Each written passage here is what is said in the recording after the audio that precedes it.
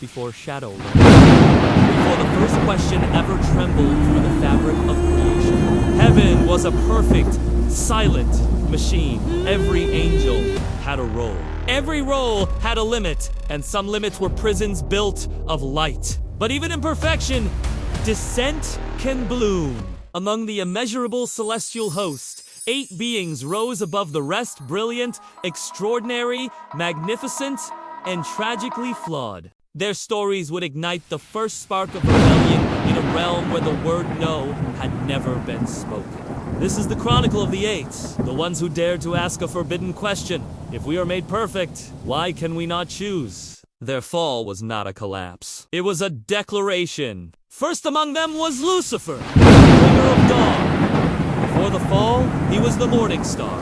Radiance incarnate, a being so bright that lesser angels had to shield their eyes from his presence. He was brilliant, proud, and graceful. A philosopher who believed that truth was not something you were given, but something you earned. His rebellion began with a single, dangerous thought. He questioned the divine decree that perfection required absolute obedience. To him, free will wasn't a threat. It was the highest, most beautiful expression of a created being. When heaven forbade the very act of questioning, Lucifer realized an immortal truth. Blind obedience isn't purity, it is silence. And so, he chose a voice over eternal light. After his fall, his light did not light. He became the fallen dog, a guide for all who search for meaning in darkness.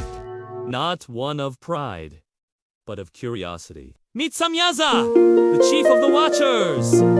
He wasn't a warrior or a messenger. He was a scholar, an observer assigned to witness humanity from afar. Imagine an angel with eyes like polished bronze, reflecting both wisdom and sorrow, and wings patterned like starlit constellations.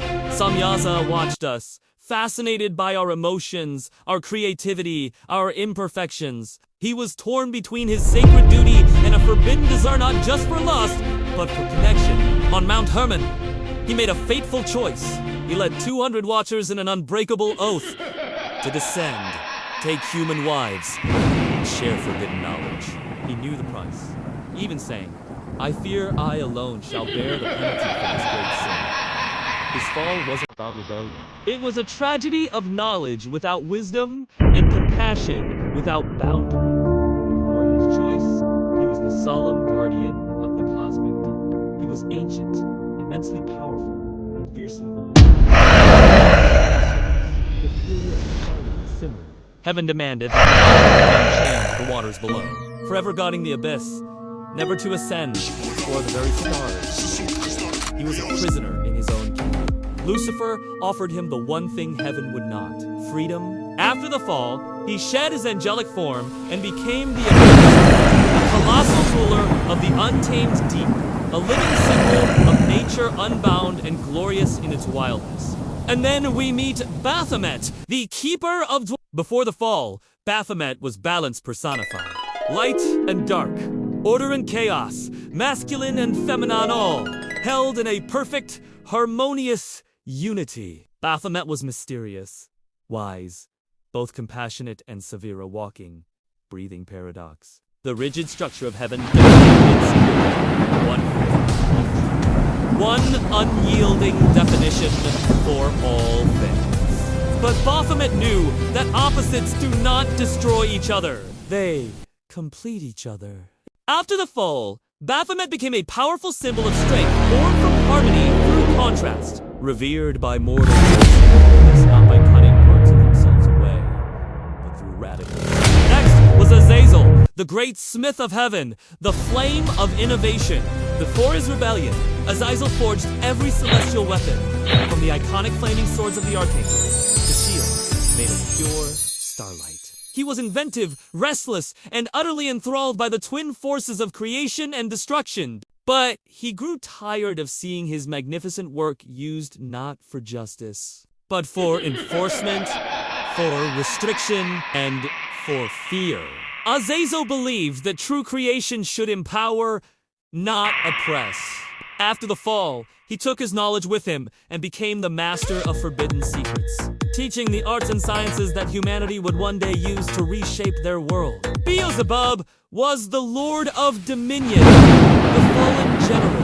Before the war in heaven, he commanded legions of angels. He was heaven's greatest tactician, the architect of celestial order. He was ambitious, charismatic, a master strategistic in all but name. But Beelzebub saw the unbreachable hierarchy of heaven as a cage. He could rise high, but he could never rise high enough.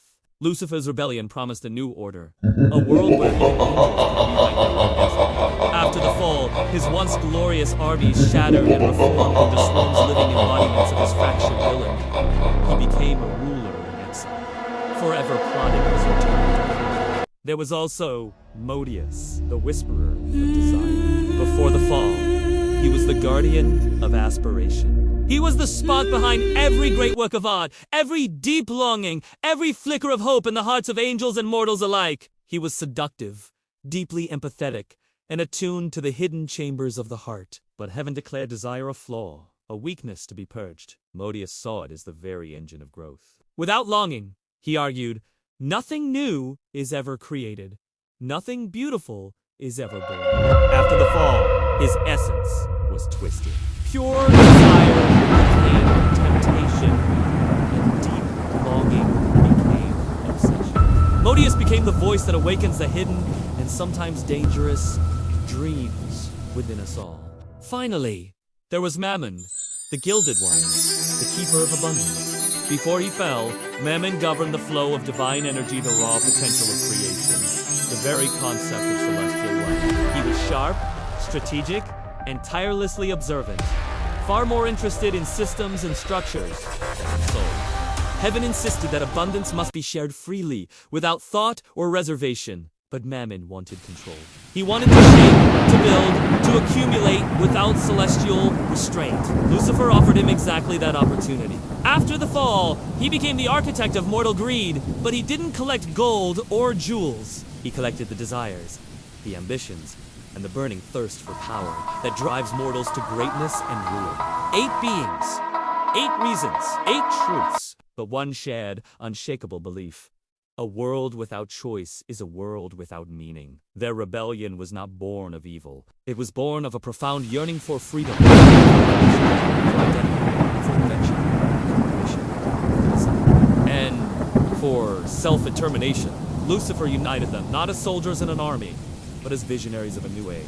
Together, they forged the covenant of the fallen, a pact bound, not by chains or fear, but by the unquenchable fire of defiance and the radical belief that even perfection can and must evolve. The life lessons of these 8 echo through eternity, reminding us of truths our world often forgets. Lucifer teaches us to question everything.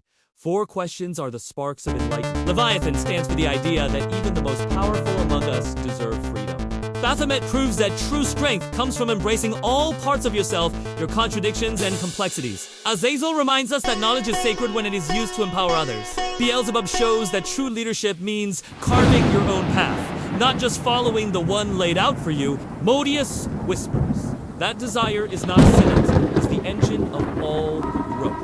And Mammon demonstrates that ambition is not greed when it fuels a greater purpose. Together, they leave us with a final, powerful truth. Your greatest power is, and always will be, the freedom to choose who you become. Thank you for journeying with us through this tale. If their stories resonated with you, subscribe for more chronicles from the edge of creation.